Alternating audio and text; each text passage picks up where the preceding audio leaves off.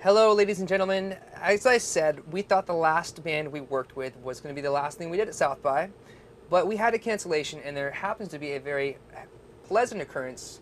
We are currently in the presence of Julia Easterlin. She's a recent graduate from the Berklee College of Music, and we're so happy to have her on the bus for a number of reasons, which we'll get into. But first of all, how's it going? Great. How are you? I'm doing excellent. South by has been amazing. I'm understanding that you just flew in. I did. I landed in Austin. I got a bunch of messages from John Lennon folk and my mom saying, the tour bus is in town and you did this once upon a time and you should go say hello. So I took a cab from the airport to the bus and now I am here. And that's the interesting part, because most of the time when we're working with people, artists, students, it's their first time on the bus. When were you on the bus last? I was on the bus, I think it was about 10 years ago at this point. I think I was 13 or 14. And it came to my school in Augusta, Georgia. It came to Davidson Fine Arts in Augusta, Georgia, and I was the songwriter on board. And I think we formed a group. It was like me and 4 other musicians from the area. We formed a group, and we decided to call ourselves The Urge to Frolic. And we wrote an acoustic pop song in a day and recorded it and made a video. And that was the start of my relationship with the John Lennon tour bus. Right, but was that the start of your relationship with music, or was that a realization for you of what music was to you? I always wanted to be a musician. My mother's a musician, and I was so excited as a 13-year-old to be on the John Lennon tour bus because I was like, yes, this is my big break. This is my shot. I'm making it. But no, I always wanted to be a musician. And I don't think that it's a decision I really made at any particular point in time. It's just something I felt compelled to do, and so I kept doing it, and it just sort of kept working. So I didn't stop doing it, and I'm still doing it. Did you take the Lennonbus being there as a sign, some kind of? You know, I think I did. I mean, it just was, at the very least, it was just the most encouraging thing that had happened to me as a middle schooler. Was it the comments, the feedback that you got? Yes. Well, the experience, first of all, was, it was just amazing to know that I could do that I could like get on a bus with a bunch of people and make some music and write some words and record it in a day, and that I loved doing it. That was a really great realization. And then Jeff Sobel, who works with the John Lennon Tour Bus Foundation, was actually on. He was the engineer for the session that day, and he was so encouraging and gave so much positive feedback. And yeah, it was a big bolstering factor for me. So between Jeff and your mom, who was the first to buy your first album? I'm really curious. I'm pretty sure it was definitely my mother. Are you I don't sure? think anybody could beat her to that. Yeah. We'll see about that. Okay. Because cool. I know Jeff, and he supports you. So, that's awesome. And as far as your music goes, like you are a recent graduate, like we just talked about. What direction are you going with it? Where is it at? Where is my music at? Well, when I was in Berklee, I studied music technology, sound engineering, sound design, and I've been using a lot of that kind of knowledge to make music in the way that makes the most sense to me. I'm a vocalist. I really feel like, I play other instruments, but I really feel like my primary instrument is my voice. And when I was in high school, I heard about folks using guitars and plugging them into loop stations and like looping a lot of guitar riffs. And I thought, well, if I can find a loop station that has a mic input, then I can do the same thing with my voice. So I did some research online and I found this loop station with a mic input, and I ordered it off the internet, and it showed up at my house, and I plugged in and started doing that and continued with it through Berklee, and now still doing the same thing. I work with a band for the most part at this point. At the core of the sound is still me with the loop station, but I have a drummer on a full kit, a percussionist, and a bassist to sort of hold down the low end. And I really hope to continue with that, with those guys. They're my family at this point. I really love them. So looking into the future, I want to keep performing live, making loop-based music with my guys, and really turning it into a full-time career and a way to support myself while doing what I absolutely love to do. Yeah. So music technology and sound design, you Yeah. might be a bigger nerd than the guys on the bus are. Like, seriously? I don't know. I don't know. From what I've Do seen, you do in lots math? Do you do math? do I do math? I Do you know mathematics? I'm not. I don't know if I would say that I'm good at mathematics. I actually, algebra. I cannot do algebra to save my life. Geometry makes so much sense to me.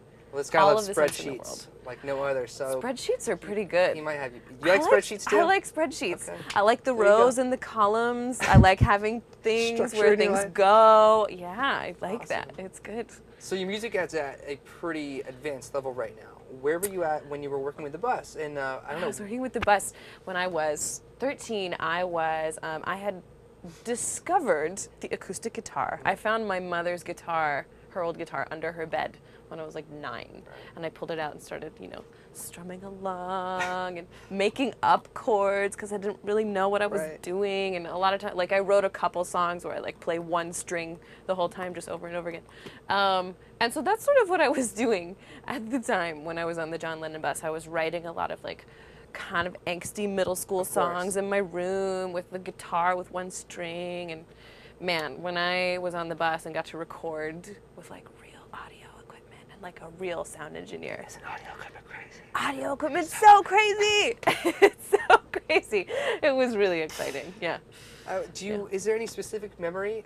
Because this is so exciting for us because we go to schools and we get in contact with these kids and we fall in love with them in these days and then we leave and it's like sometimes we'll never see them again and then every now and then we get people like you that we actually get to see again and hear from and know that yes, our bus, the mission is being accomplished with people all around the country just like yourselves. And you are, I mean, if I'm not mistaken, you are signed or are about to be signed or you're playing a showcase tonight Yes, I'm playing a showcase. I'm kind of shopping around some different labels, and right now I'm really loving the live exposure.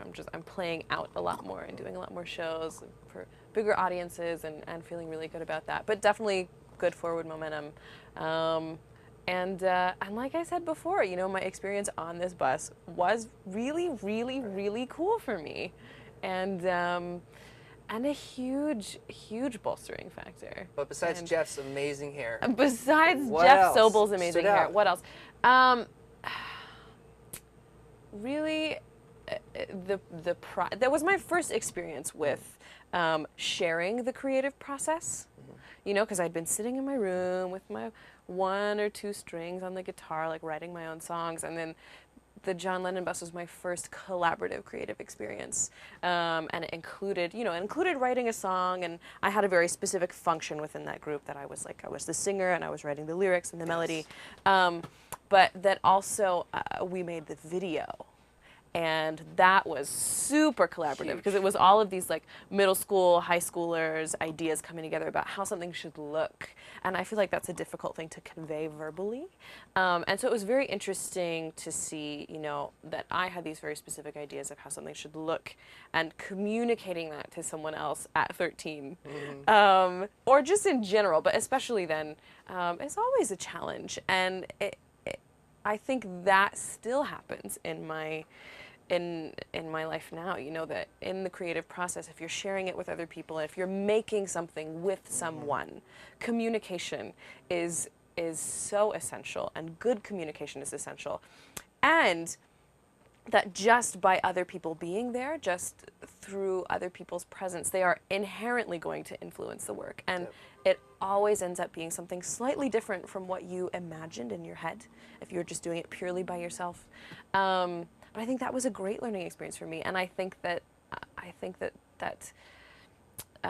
differences in outcome, which are inherent in collaborative work, I think that's a really good thing. Yes, and it's very special. It's kind of one of the more, magical things about the bus is that we're not just sound engineers, we're not just a producer, we're not just, we are, you do become roles. part of it, absolutely. So we can communicate with the students that come on this bus. Yeah, and that's carried over. That carried over through my experience at Berkeley and working Really? in recording studios with people, and yeah. Awesome. Even, you know, even engineers have their own, end up having their own voice in a project just because they're a human who's present Own doing what they language, think. more Yeah. like it. Yeah.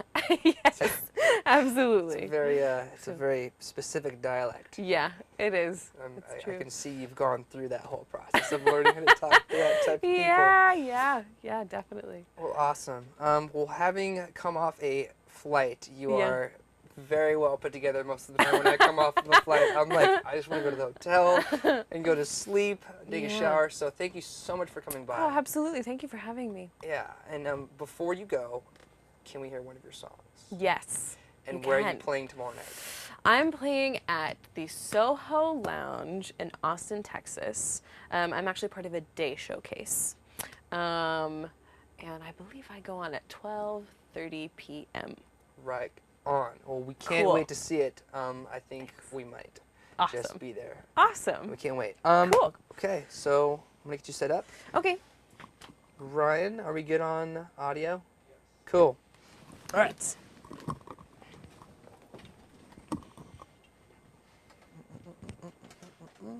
Thank you.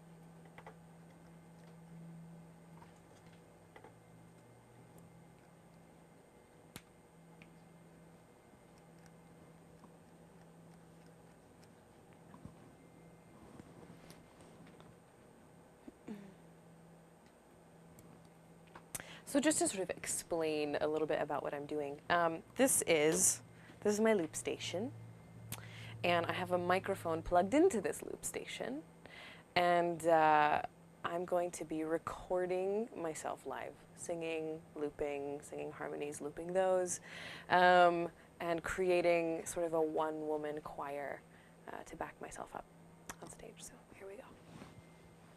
Oh, and this song is called Eyes on the Prize.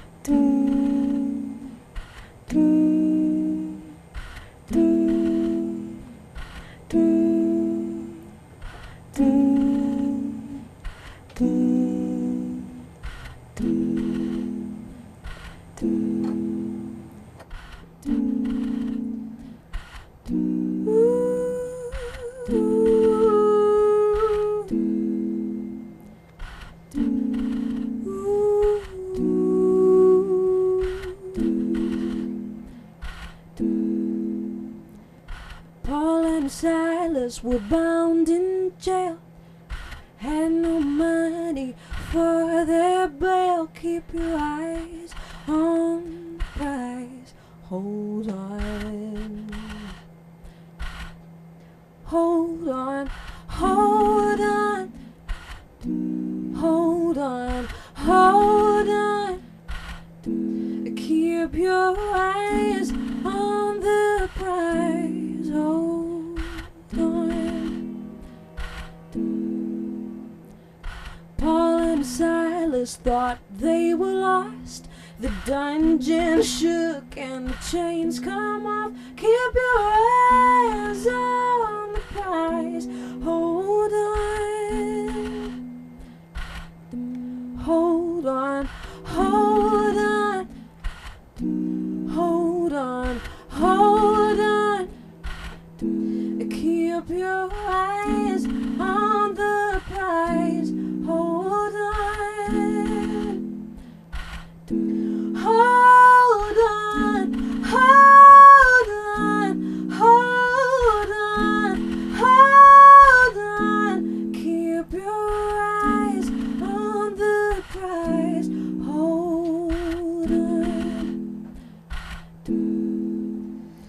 got my hand on the gospel plow. Won't take nothing for my journey now. With my eyes on the prize, hold on, 'cause the only chain that I can stand is the chain of hand in hand with my eyes